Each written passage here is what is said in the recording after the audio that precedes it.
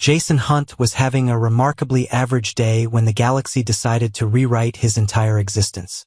He was hunched over a stubborn coffee machine on Outpost K-47, located somewhere in the Orion Belt, an unremarkable cluster of space rocks inhabited mostly by miners, grifters, and the occasional lost tourist. Jason, a self-declared engineer by luck, not by skill, was engaged in what he considered a sacred ritual, coaxing caffeine from a machine that seemed to have more mood swings than his last date. The machine hissed, sputtered, and, with an ungodly groan, sprayed a jet of scalding liquid right onto his sleeve. "Well," Jason muttered, wiping a soggy patch from his shirt, "I always wanted a wearable espresso." The irony was not lost on him. That was when his personal comm buzzed with an urgent alert. He glanced at the holographic display, expecting another reminder to submit his quarterly maintenance logs or a system update notice. Instead, the alert flashed in bold neon. Urgent galactic broadcast, live from the Elendari Empire. He tapped the display out of idle curiosity, and the screen erupted in static before stabilizing into a breathtaking image. There she was, Queen Erelindra, the most beautiful woman in the galaxy, radiating regal authority like a star that refused to dim. Her long ears caught the ambient light, tracing elegant lines that made her look less alien and more like a living sculpture. If sculptures could stare you down until you apologized for breathing. People of the known galaxy. Her voice rang clear, commanding millions yet sounding eerily calm. "Today, I declare a new chapter for our empire. This man," she gestured with the grace of a queen unveiling a priceless artifact, "Jason Hunt, is my husband." Jason blinked, then blinked again. His coffee machine gave a desperate beep, as if in solidarity. "Well," he whispered, "this is a new low for my love life." For a moment, the room felt like it had been sucked into a vacuum. The miners paused their work, the local bartender dropped a glass, and somewhere, a ferret-shaped robot let out a confused whistle. Then the message repeated on every channel across dozens of star systems. Jason Hunt, the guy who once accidentally locked himself in a cargo bay for 3 hours, was now the husband of the galaxy's most untouchable ruler. Jason's first instinct was to run. His second was to laugh. "I mean, sure, I can barely keep a houseplant alive, but a queen? Really?" He checked his reflection in a cracked holoscreen. His brown hair was a mess, his shirt stained, and his expression a mixture of disbelief and, "Did I just wake up in the wrong universe?" The reality of the situation started to sink in when a squadron of Elendari royal guards materialized outside the outpost's entrance with the subtlety of a supernova. They didn't ask politely. They didn't leave a note. They simply stood there, arms crossed, staring at Jason like he was a priceless relic that might explode. Jason sighed, hefted his toolkit, and muttered, "Guess it's time to upgrade from coffee repairs to royal affairs." He glanced back at the sputtering coffee machine. "Sorry, buddy. I'm off to become a galactic husband. Try not to break down before I get back." The trip to the Elendari flagship was a blur of awkward introductions and cultural bafflement. Jason's attempts at humor, mostly bad puns and sarcastic remarks, did little to endear him to the rigid, ultra-disciplined crew. "So, do you guys have like a manual for how to survive being married to a queen without losing your mind?" he asked a stern-eyed officer. The reply was a cold, unimpressed stare. Arriving on the bridge, Jason was confronted by Queen Erelindra herself. She was every bit the myth, radiant, poised, with eyes that seemed to weigh galaxies. Her long ears twitched slightly as she studied him, a faint smile breaking the otherwise impenetrable veneer of royalty. "Jason Hunt," she said, voice rich like the hum of 1,000 stars. "Your fate is bound with mine, whether you choose it or not." Jason swallowed. "Yeah, about that. Can we negotiate? Like, maybe a prenup or at least a trial period?" He tried to smile but failed spectacularly. "I'm pretty sure I left my sense of normal life back on Earth." Erelindra chuckled, a sound rare and precious like a comet's passing. "In time you will understand. But first, you must learn what it means to be the consort of Elendari." Jason looked around nervously. Does that include lessons on how not to break ancient royal artifacts? Asking for a friend. As the days unfolded, Jason stumbled through royal protocols, alien etiquette, and the unexpected complexities of interstellar diplomacy. His sarcasm became his armor against the bewildering whirlwind of palace life. Yet beneath the humor, a profound truth lingered. This was no accident. Something about Jason was extraordinary, even if he couldn't see it yet. Meanwhile, whispers rippled through the stars. Political factions murmur plots, old enemies sharpen blades in the shadows, and somewhere deep in the Elendari archives, secrets awaited awakening. The galaxy's most beautiful queen had chosen a man who thought the hardest thing he'd ever fix was a coffee machine. Now, together, they stood on the brink of a future that could ignite stars or extinguish them forever. Jason took a deep breath. "Well, Your Majesty," he said with a crooked grin. "Let's hope this marriage doesn't come with a return policy." Jason sat rigidly in the sleek transport pod, the kind that hummed softly like a contented alien beast and adjusted gravity with a precision that made his stomach do uncomfortable flips. His fingers drummed nervously against the armrest as the pod surged forward through the gleaming corridors of the Elendari flagship. "I still don't get why they couldn't beam me directly to the throne room," he muttered. "Maybe they wanted to make sure I didn't try to escape." The guard next to him, a tall, stoic Elendari with piercing eyes and a uniform so immaculate it probably weighed more than Jason, didn't respond. Probably wise. Jason glanced at the massive viewport beside him, the endless expanse of stars stretching out like a cosmic ocean. Somewhere in that vastness, back on Earth, his friends were probably watching this whole spectacle unfold on galactic news feeds, making bets on how long it would take him to mess things up. 2 days, Jason guessed aloud. Tops. The transport pod stopped with a smooth hiss, and Jason was ushered into a vast chamber that felt more like a cathedral than a palace. At the center stood Queen Erlindra, her golden hair cascading in waves, her long ears flicking as if catching whispers only she could hear. She looked every bit the sovereign ruler, regal, unyielding, and terrifyingly beautiful. "Jason," she said, voice calm yet carrying an undertone that suggested she was about to drop a truth bomb. "You must understand the gravity of your new role. The alliance between human and Elendari bloodlines is no mere coincidence." Jason swallowed. "Look, Your Majesty, I'm still trying to figure out how to reboot the coffee machine back on K-47. If this is some grand destiny thing, can we at least schedule it after my first cup of coffee?" Erlindra's lips twitched into what might have been the galaxy's faintest smile. "You will find that humor serves as a valuable shield in the corridors of power." Jason appreciated the sentiment. If sarcasm was going to be his armor, he was ready to wield it like a pro. As the days stretched on, Jason was introduced to the dizzying complexities of Elendari court life. Protocols required memorizing 100 gestures, phrases, and customs, most of which seemed designed to confuse and embarrass humans. During one formal banquet, he accidentally toasted the wrong faction, causing a ripple of offended murmurs that only his quick joke about alien wine tasting, like fermented space plankton, managed to diffuse. Erlindra observed silently, her long ears flicking with amusement at his antics. Despite the weight of her crown, she wasn't immune to the chaos Jason brought, though she maintained an impeccable poker face when it mattered. One evening, Jason found himself in the Royal Library, an immense room filled with ancient scrolls, holographic archives, and artifacts that hummed with alien technology. Here, he met Lyra, an Elendari scientist whose sharp wit was only matched by her obsession with Earth's obscure pop culture. "You're the human husband, right?" she asked, eyes sparkling. "I've seen the broadcasts. You're kind of a legend already, for all the wrong reasons." Jason grinned. "I aim to disappoint." Lyra laughed, her long ears twitching. "Don't sell yourself short. You might be the key to something we've been searching for centuries. The Celestra device, it's a myth, but if real, it could unite or destroy galaxies. And you, Jason, are somehow connected to it." Jason blinked. "So I'm like a cosmic key? Great. I barely managed to unlock my front door."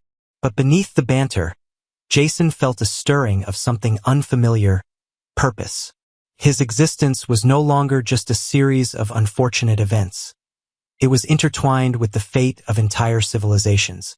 Meanwhile, tension simmered beneath the surface of Elendari politics. Not everyone welcomed a human into their sacred bloodline. In shadowed halls, whispers of rebellion and distrust grew louder. Some factions viewed Jason as an interloper, a threat to centuries-old traditions. Assassination plots disguised as diplomatic accidents became frequent, and Jason's knack for awkwardly stumbling into trouble only made him more of a target. During a covert attack on a diplomatic convoy, Jason's quick thinking and unexpected use of an alien weapon, more by accident than skill, saved the day. "Well, that's one way to earn a knighthood," he joked breathlessly afterward. Aralindra's approving nod was the closest thing to a royal smile he'd seen. Their alliance deepened as they faced these dangers together.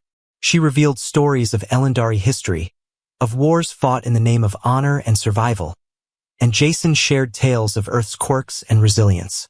Their banter was a blend of cultural misunderstandings and mutual respect, a strange dance that bridged the vast gulf between their worlds. One night, as they stood on the observation deck, gazing at the swirling colors of a nearby nebula, Aralindra spoke softly. "I chose you not just for prophecy, but because you embody the hope for a future where our peoples can stand united." Jason smiled, his usual sarcasm giving way to sincerity. "Guess I'm more than just a guy who can't fix a coffee machine." The stars above seemed to shimmer in quiet agreement. The galaxy was watching, and Jason Hunt was no longer just a man from Earth. He was the unexpected husband of the most beautiful queen in the galaxy, carrying the weight of a destiny that neither of them fully understood yet. Jason's mornings had officially become a trial by fire, or rather, a trial by alien bureaucracy.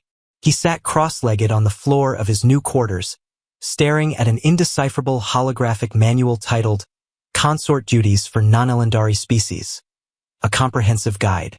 The text was accompanied by animated illustrations of Elendari etiquette that looked suspiciously like interpretive dance. Jason rubbed his temples.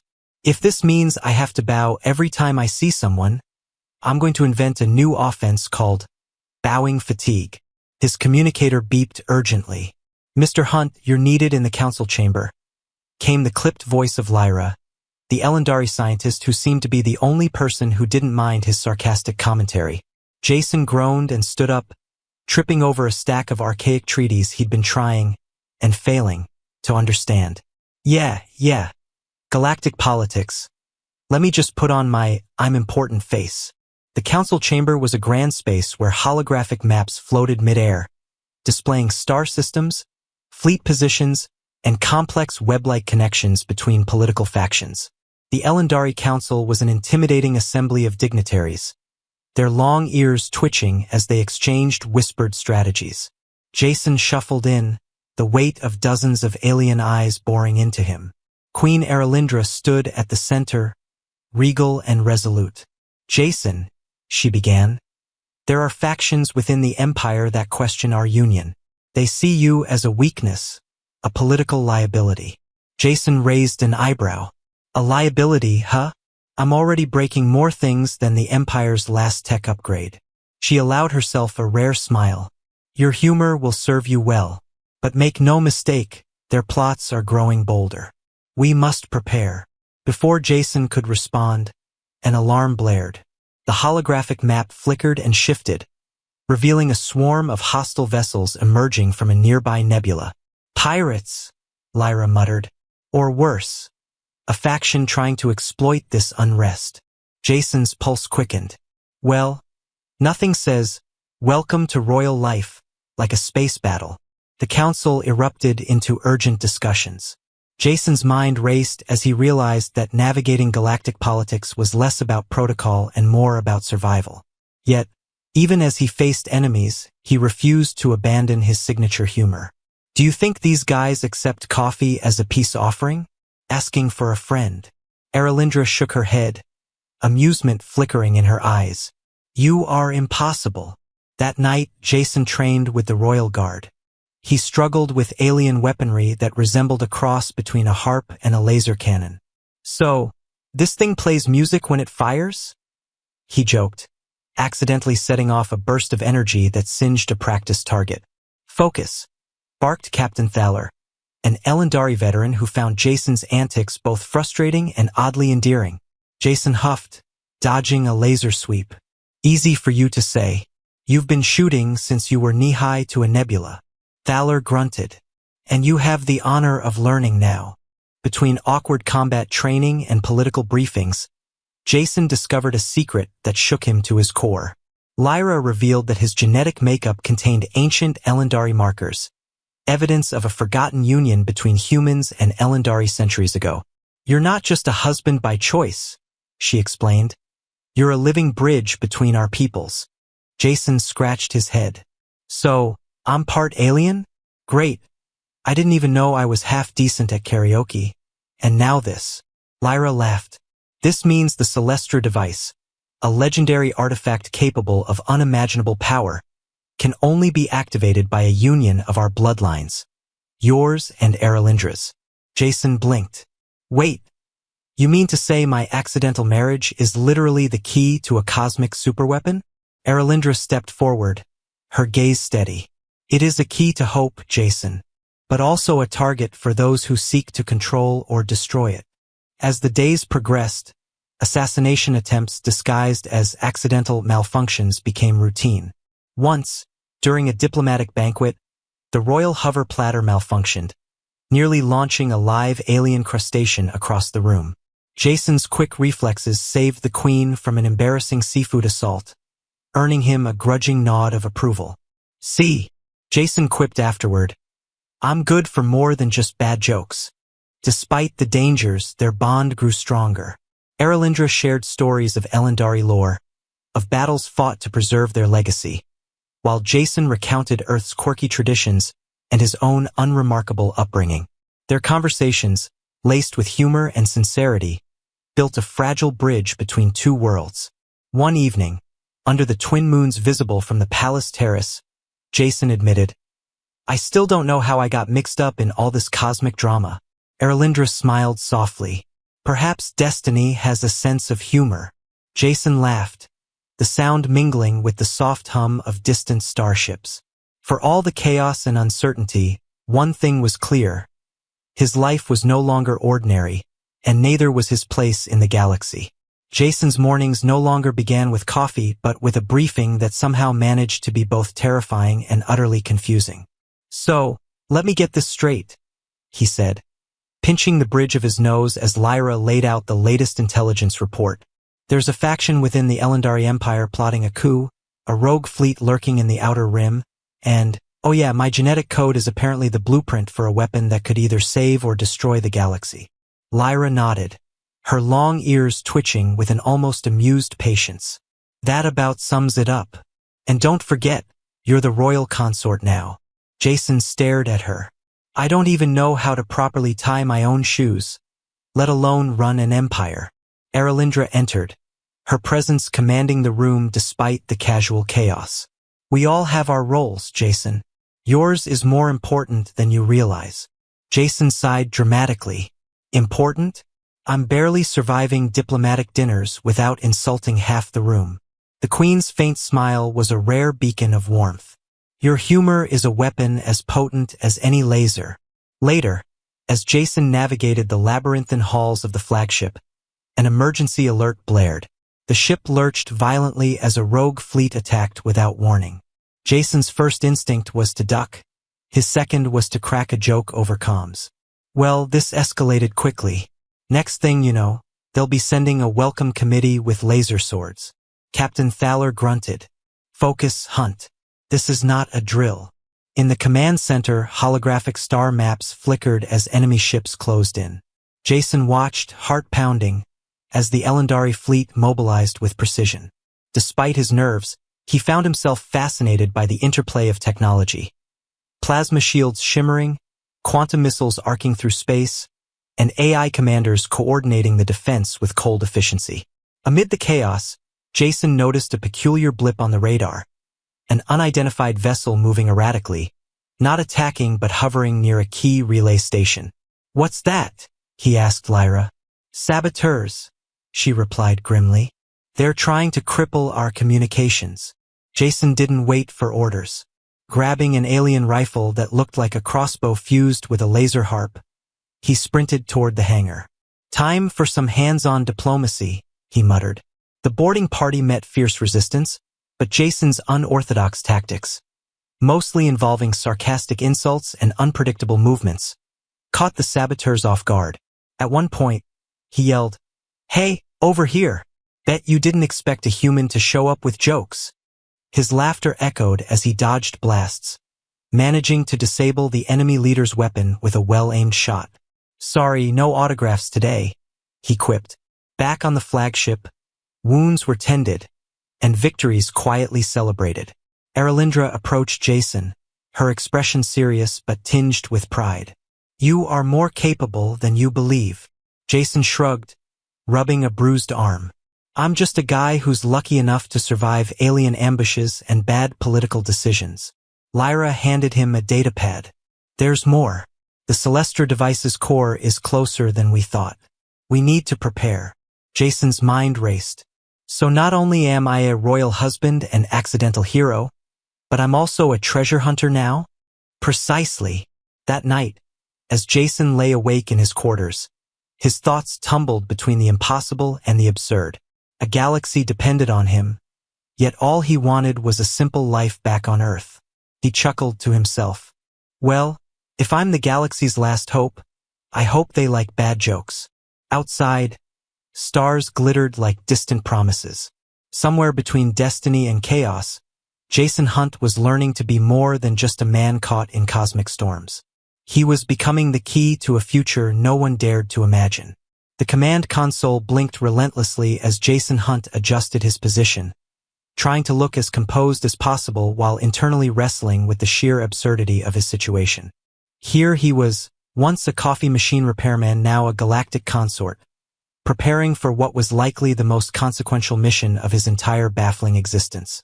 "You know," he muttered to himself, "if someone told me last year I'd be activating a cosmic superweapon with a queen and dodging lasers, I'd have asked if they'd been hitting the space rum." Erlindra appeared at his side, her long ears catching the soft glow of the console. "It's not just any weapon, Jason.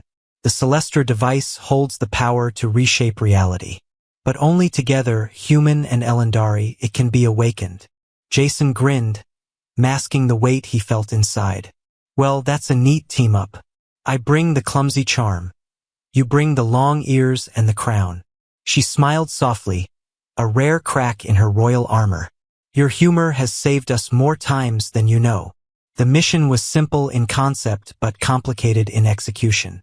Deep within the shattered remains of a war-torn star system lay the final piece of the Celestra device, guarded by ancient defense systems and rival factions desperate to seize its power. As their ship descended into the battlefield, laser fire lit the void, and electromagnetic storms rattled the hull. Jason's heart pounded as they breached the ruins. Armed guards flanked them, their weapons humming with alien energy. Yet Jason moved with surprising confidence, blending sarcasm with swift action. "I'm beginning to think my charm's actually a weapon," he whispered to Erlindra. Inside the core chamber, they faced the device, a crystalline monolith pulsating with a mysterious light. Jason reached out, his hand trembling slightly, feeling the hum of ancient technology responding to his touch. Suddenly, alarms blared. Enemy forces stormed in, ready to claim the prize. "After you, Your Majesty," Jason said, stepping back with a grin. "Try not to get zapped." Erlindra activated her royal sigil, and together they synchronized their energies, bloodlines merging with the device's power. The chamber filled with blinding light, and Jason felt a surge, memories not his own, visions of Elendari ancestors, and a profound connection to the galaxy's fate. When the light faded, the device stood dormant but transformed, a beacon of unity rather than destruction. The rival factions, witnessing the display, hesitated and withdrew, their ambitions quelled by a power greater than weapons. Hope. Back aboard the flagship, celebrations were tempered with reflection. Jason, now transformed from an accidental husband to a leader of two worlds, stood beside Erlindra. So, what's next? Galactic Husband Support Group. She laughed, her long ears twitching. Whatever it is, we face it together. Jason looked out at the stars, feeling the weight of his journey, not as a burden, but as a purpose. He had grown from a man who fixed machines to one who mended divides. And in this vast cosmos, that was the greatest repair of all.